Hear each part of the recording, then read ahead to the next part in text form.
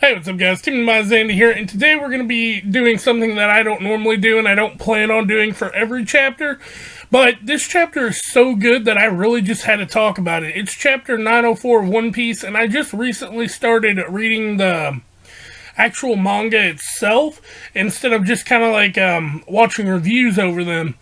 But I seen people talking about this, and I was like, okay, I gotta go read it, and when I read it, I found out what all the hype was about. Anyway, I want to go ahead and throw this out. There could be spoilers in this video, but without further ado, let's jump right into it. Maybe you should pull the fucking trigger.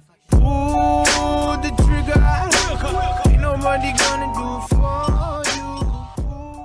So before we jump into this, I want to go ahead and just say this video is going to basically be discussing the 4 commanders that we were introduced to, and 2 or 3 lines of dialogue actually from the chapter that are going to set up the Reverie arc. It's going to be insane. I hope Reverie lasts a few chapters at least. Like, I hope we get like at least 10 chapters, maybe 15 of Reverie. If not, you know, maybe 5 or 6 we'll probably get. But I hope we get a few decent, good chapters just like this one, just to get the hype up right before we get into Wano.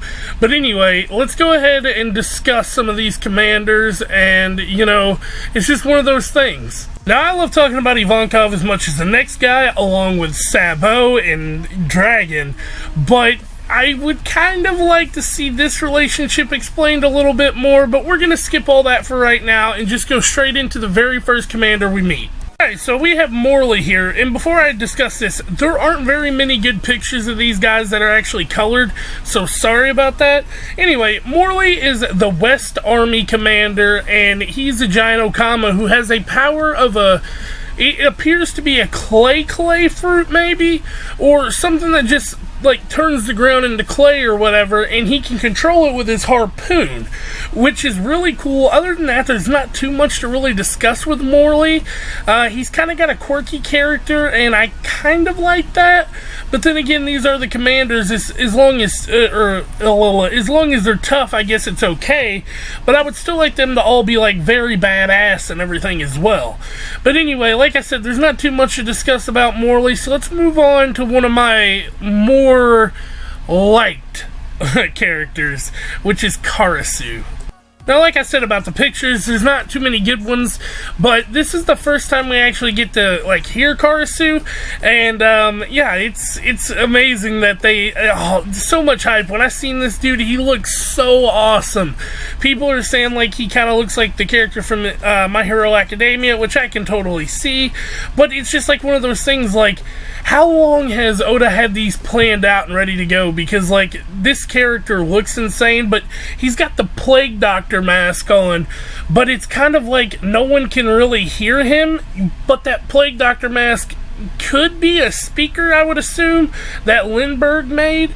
So it's like at the end of the battle, they're like, you didn't have your speaker on, and he's like, oh, I forgot. And you could see where he got pissed off because no one could hear him. But it's just like another one of those weird quirks, I guess, that all the Revolutionary Army people are gonna have, because it's just, oh god, he's so cool. He appears to have the ability where he can not really, he can't turn into a crow, so I don't think it's a zone. But like he can like either A, control crows, or B, turn his turn into crows essentially. Like not turn into a crow, but like multiple crows. So I definitely feel like this one's gonna be classified as a paramecia maybe. I'm not exactly sure. Either that or he don't even have a devil fruit. He can just control these things. I wouldn't put that out of the realm just because this is a manga. You know, anything can happen. Anyway, though, with Karasu, his appearance is probably my favorite of the commanders. But the next one we're going to talk about could be my favorite mink ever introduced. Yeah, of course, it's Lindbergh.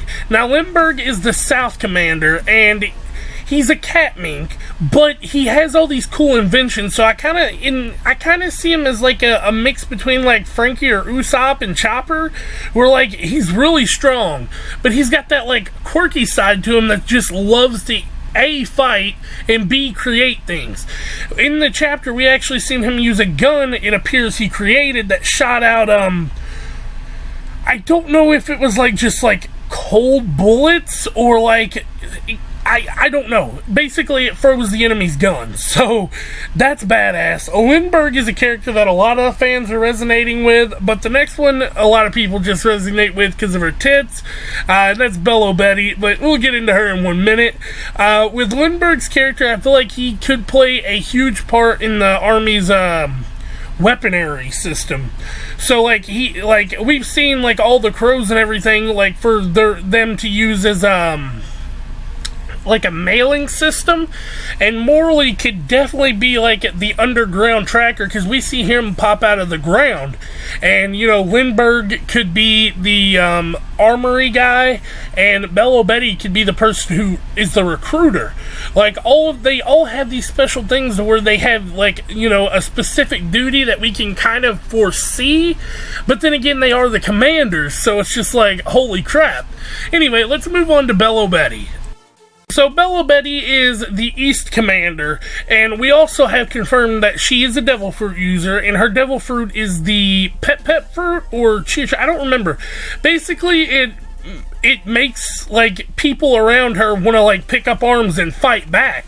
Fight for what they believe in, which is a fucking hell of a devil fruit to have if you're in the Revolutionary Army. Now, what we've seen is they didn't get stronger, they just kind of like felt encouraged to be able to fight. They felt like, yes, we have a chance. And we've seen these people, like these regular citizens pick up arms against pirates, which was so cool to see. And it's just like her devil fruit is perfect for the Revolutionary Army. But one more thing I want to talk about Bello Betty is a line she had to the pirate who was attacking Peachbeard.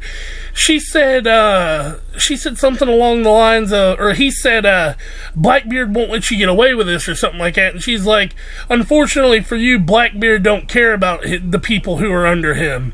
So that was such a cool line from her, and like, she treats people with like complete disrespect, but then her devil fruit like opposes that.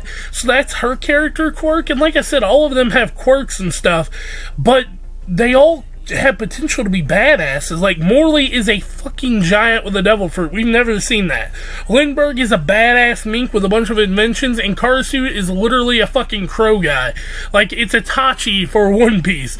And then, you know, Bello Betty, along with her design, she has a cheer for, which basically, or cheer. She makes people, like, pep rally. It's like, let's go, let's do this.